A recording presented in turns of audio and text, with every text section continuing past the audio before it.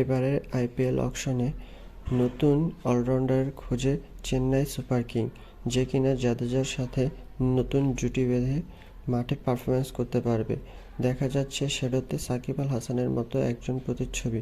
হয়তোবা চেন্নাইয়ের এবার নতুন চিন্তাভাবনা, মুস্তাফিজের পর বাংলাদেশের সাকিব আল হাসানকে জাদেজার পার্টনার হিসাবে দেখা যেতে পারে আইপিএলে।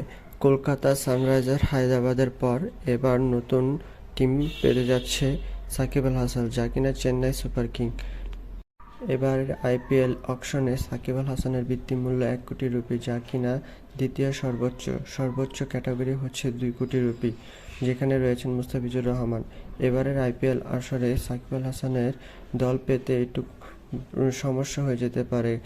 কিছুদিন যাবৎ তার দিনকাল ভালো যাচ্ছে না, কিন্তু চেন্নাই সুপার কিংসের এই পোস্ট আশার বাণী শোনা দেখাচ্ছে।